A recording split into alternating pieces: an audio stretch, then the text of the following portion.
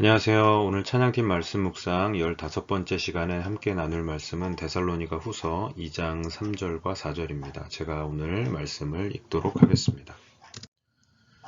누가 어떻게 하여도 너희가 미혹되지 말라. 먼저 배교하는 일이 있고 저 불법의 사람 곧 멸망의 아들이 나타나기 전에는 그날이 이르지 아니하리니 그는 대적하는 자라 신이라고 불리는 모든 것과 숭배함을 받는 것에 대항하여 그 위에 자기를 높이고 하나님의 성전에 앉아 자기를 하나님이라고 내세우느니라.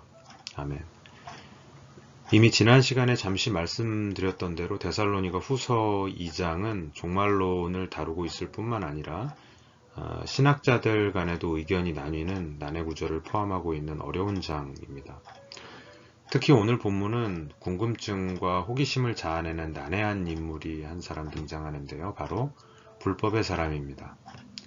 그래서 오늘 본문을 볼 때의 관심은 대개 불법의 사람 곧 멸망의 아들이라고 일컬어지는 이 사람이 누구인지에 집중되어져 왔습니다.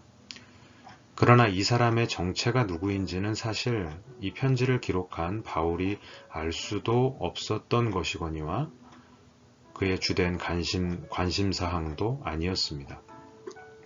하지만 이야기가 나온 김에 이 사람의 정체에 관한 이야기를 해본다면 우선 여기 불법의 사람은 말 그대로 사람입니다. 악한 영적인 존재인 사탄 그 자체가 아닙니다. 좀 더 구체적으로 말해본다면 여기 불법의 사람은 주의 날 곧 주님의 재림의 날 이전에 등장하여서 하나님의 통치를 정면으로 거부하며 사탄의 종 노릇을 하게 될 한 사람의 인간 통치자를 가리킵니다. 특별히 4절을 보면 이 불법의 사람은 하나님의 성전을 모독하는 자로 묘사되고 있습니다. 이런 바울의 묘사는 이전에 등장했었던 하나님께 반역하는 통치자들의 모습과 매우 유사한 점들을 가지고 있습니다. 구약 다니엘서에는 하나님께 예배하는 지성소에 제우스의 제단을 세워서 성전을 모독했던 인간 통치자 안티오쿠스 4세의 모습이 등장합니다. 또한 BC 63년에는 로마의 장군 폼페이우스가 함부로 성전의 지성소에 들어가기도 했습니다. 그리고 AD 40년에는 칼리굴라 황제가 오늘 본문인 4절에 묘사된 대로 자신을 신으로 여기면서 예루살렘에 자신의 조각상을 세우려고 시도했습니다. 이러한 모든 모습들이 오늘 본문에 등장하는 불법의 사람의 모습에 반영되어 있는 것입니다. 이처럼 인류 역사 속에 등장했던 불법의 사람의 여러 모형적인 사람들은 장차 올 진짜 불법의 사람을 예비하고 있는 것입니다. 이것은 구약에 등장하는 인물이나 제도 등이 모형론적으로 신약에 오실 예수님을 가리키고 있는 것과 비슷합니다. 마치 이사야 53장에 고난받는 종이 신약의 예수님을 가리키고 있듯이 말입니다. 결국 한마디로 이 불법의 사람의 정체에 대해서 정리를 해보자면 이렇습니다. 그는 예수님이 재림하시기 전에 배교하는 일이 발생할 때에 나타나서 스스로를 하나님으로 높이는 인간 통치자인 것입니다. 그러면 바울은 왜 이 말을 하는 것일까요? 앞서 말씀드렸던 대로 불법의 사람의 정체를 규명하는 것이 바울의 관심은 아니라고 말씀드렸기 때문입니다.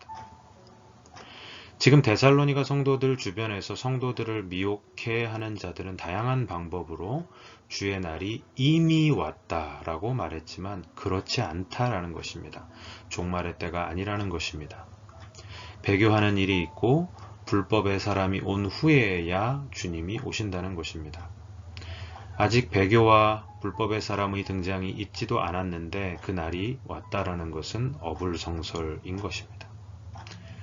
그러니까 결국 오늘 본문 3절과 4절을 통틀어서 지금 바울이 하고 싶은 말을 뽑는다면 한마디로 무엇일까요?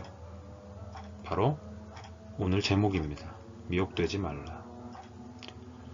지난 시간에 저희가 살펴본 대로 영어로든 말로든 편지로든 무엇이든 누구든지 간에 그 날이 왔다라는 주장을 하는 것은 거짓이라는 것입니다.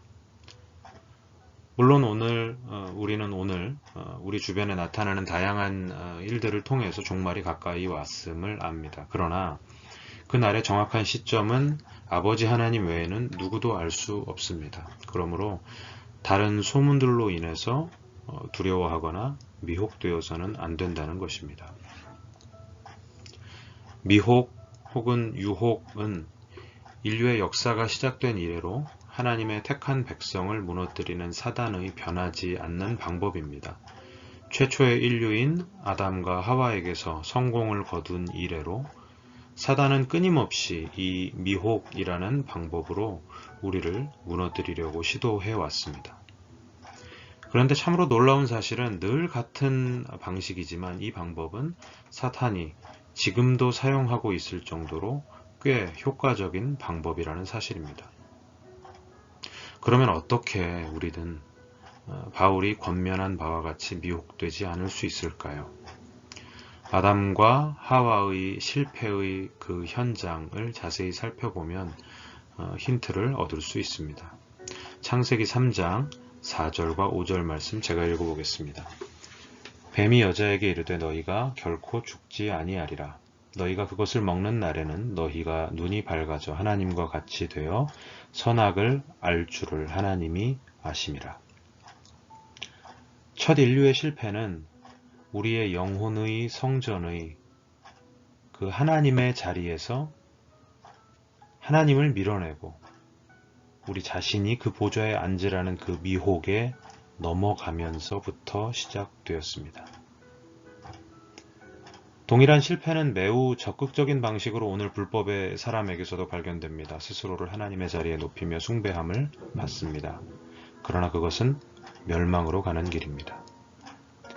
결국 미혹되지 않을 수 있는 유일한 길은 하나님을 우리 삶의 보좌에 모시고 그분을 왕으로 인정하며 오직 하나님만을 섬기는 것입니다.